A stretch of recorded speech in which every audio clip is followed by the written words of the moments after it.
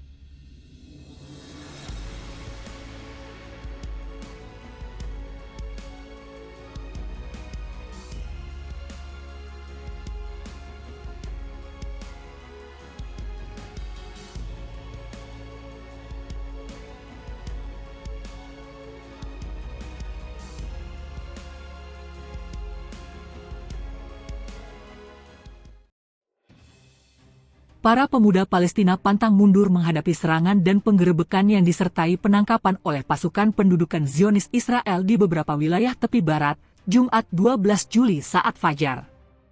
Dikutip dari Palinfo, pejuang perlawanan dari kelompok pemuda menargetkan pasukan pendudukan yang menyerbu pinggiran kota Danaba, sebelah timur Tulkarem, dengan alat peledak rakitan.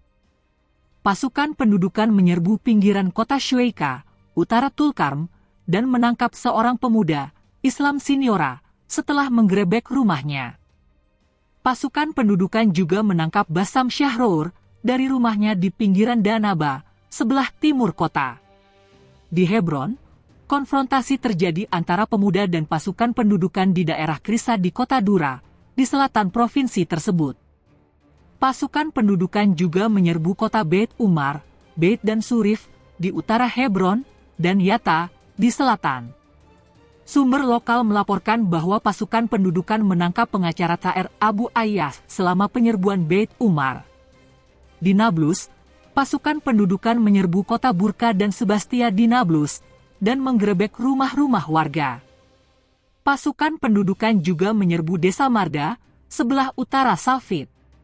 Sumber itu juga mengungkapkan, pasukan tentara pendudukan menyerbu desa dan menggerebek lebih dari 10 rumah, termasuk rumah ayah tahanan Noman Bashar Hofash, merusak isinya dan menyita rekaman kamera pengintai, dan rumah warga Muhammad Imad, Baher Mazo Sulaiman, Hasan Nasfat Hofash, dan Ahmed Sulaiman.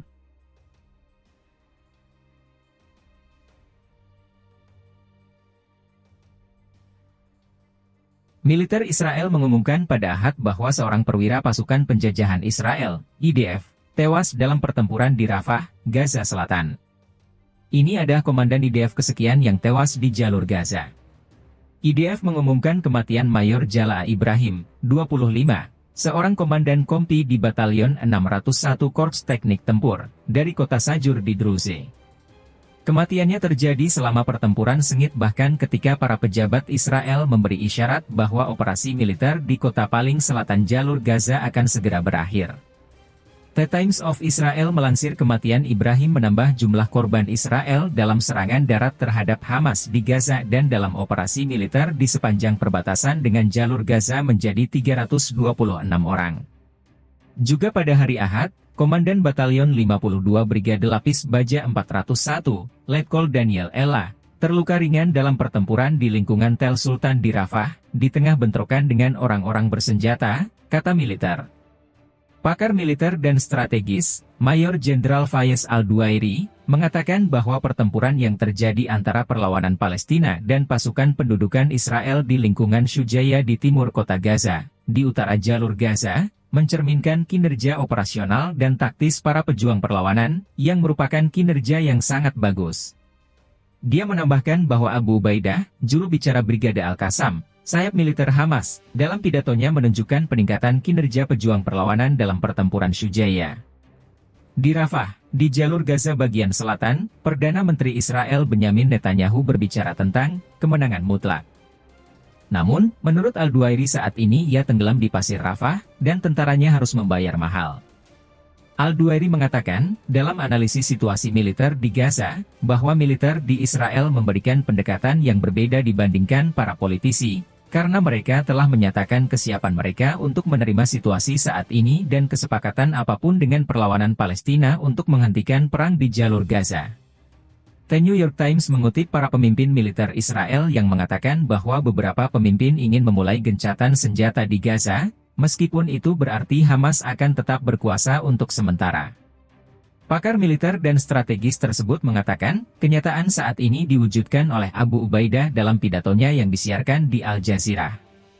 Dia menunjukkan bahwa pejuang perlawanan telah melawan pasukan pendudukan selama 9 bulan tanpa pasokan eksternal. Sementara tentara pendudukan terus menerima dukungan eksternal, namun mengatakan bahwa mereka kekurangan amunisi.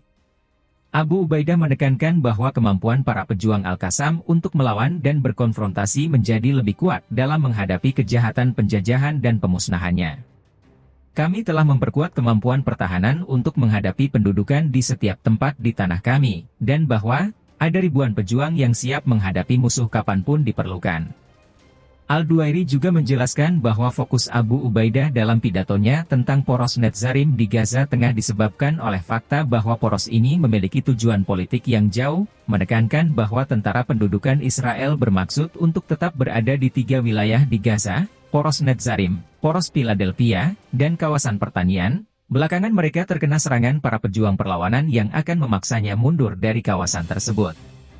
Dalam pidatonya, Abu Ubaidah mengancam pasukan pendudukan, dengan mengatakan bahwa poros Netzarim akan menjadi poros teror dan pembunuhan, dan musuh yang muncul dari poros tersebut akan dikalahkan.